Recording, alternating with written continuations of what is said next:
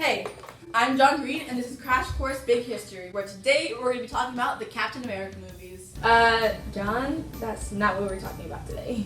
What was that? Captain America is not a scientific fact. Oh, apparently those were not scientifically accurate. However, there has been a scientific and technological advance that involves being frozen and defrosted.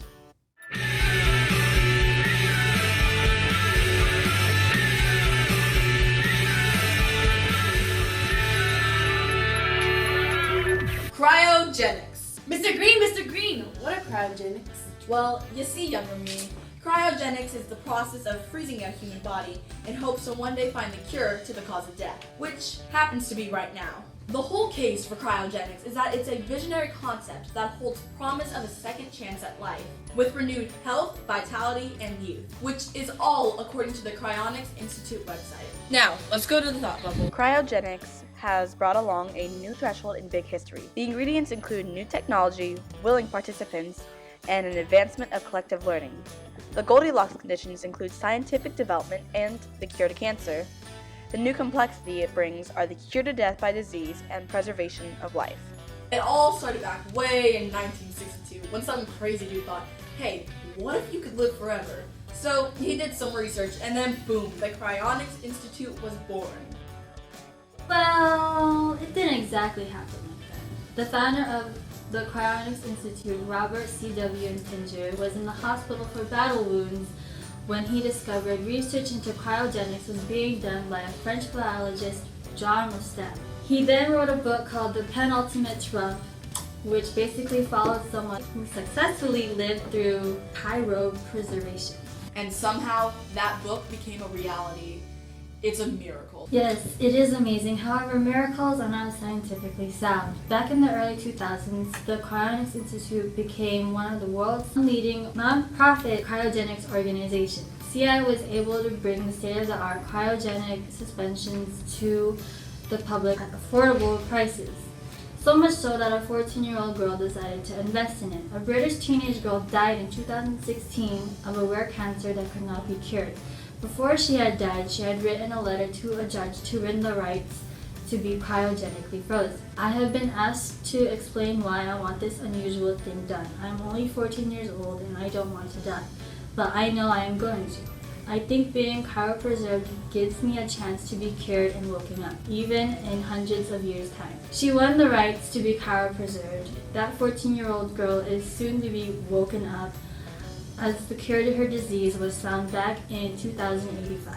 She will be one of the few people resurrected thanks to cryogenics, the first being Walt Disney. Yes, the creator of Mickey Mouse and Disneyland. Mr. Green, but why couldn't we have done this sooner?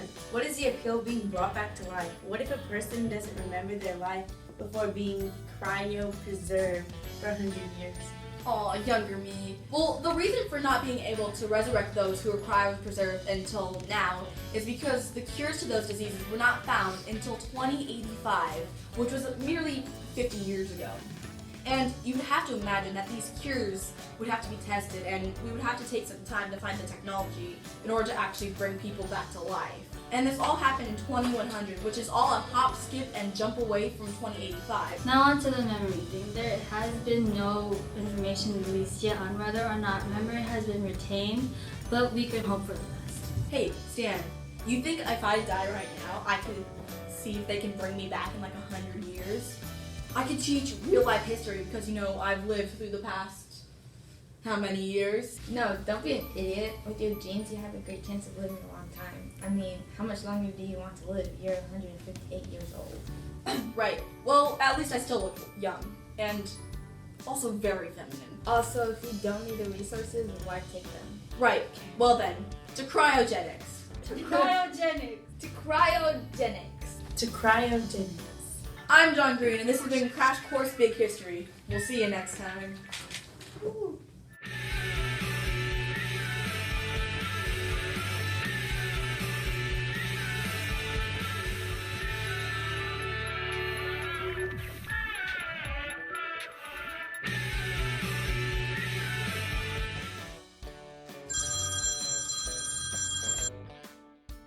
Hello? Oh, hey, Big History. What do you mean it's 2017? What do you mean none of this has happened yet? It obviously has happened because it's a crash course video. What? Oh. Oh, okay. It's for a project for Big History. Gotcha. Alright. Bye-bye.